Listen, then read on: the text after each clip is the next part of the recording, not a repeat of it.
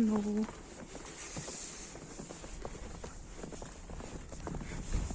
Ang galing ng snow.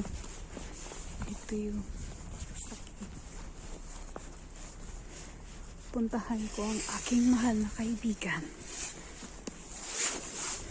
Pero ang puti niya. Pero pagka yung palaging nadadaanan ng sasakyan, putik. Kulang na lang taniman ng palay. Ayan si kuya. Pala ng snow. Ito, diba? Parang putik na siya. Pwedeng taniman ng palay. Wait. Oops. Ayan. Ang ganda, no? Lolo. Kausap si Lola. Ang sarap maglakad sa snow. Pagka yung ganitong pumapatak ang snow, hindi siya gaanong malamig. Ito yung buhangin na inilalagay para matunaw yung nanigas na snow para hindi madulas. Yan. Makapal na siya. Ito ako sa playground. Si Tuto yung naglaro. Yan o. Diba? Ganda ng ano. Ayan, may snowman. Si Olaf. Tsaka anak ni Olaf. Ginawa nila o. Uy, babaeng snow. Tsaka walang kamay. Yan o, ginawa ng mga bata. Ang cute, no? Ang galing nila. Para sa New Year. Ayan. Ayun naman ang isa doon. Nasa yung isa? Ayun yung maliit na isa. Diba?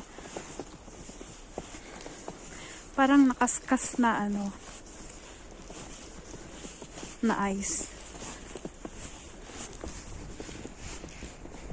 Ito yung skating area. Hindi ko makuha. Oops.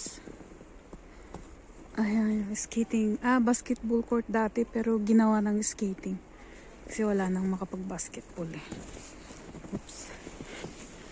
Konti ba lang ang snow ngayon? Dati ano yan. Hindi, natatabunan ako ng snow hanggang tuhod ko minsan. Okay. So, hanggang dito na lang. Ngayon, kaya kong ilabas yung kamay ko kasi nga, sabi ko, ayan, madumi na yung snow. Pagka ganitong pumapatak yung snow, hindi siya ganong malamig. Uy. Ayan. Yung Christmas tree. Live Christmas tree.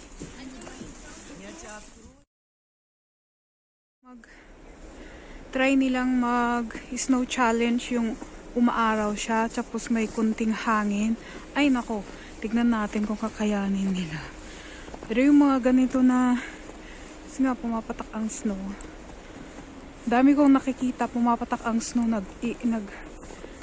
Nag-snow challenge sila. Kasi hindi nga gaanong malamig. O, diba? Magaling sila, no? Kala nila, ha? Nag-snow challenge din ako, wow, diba? Yan.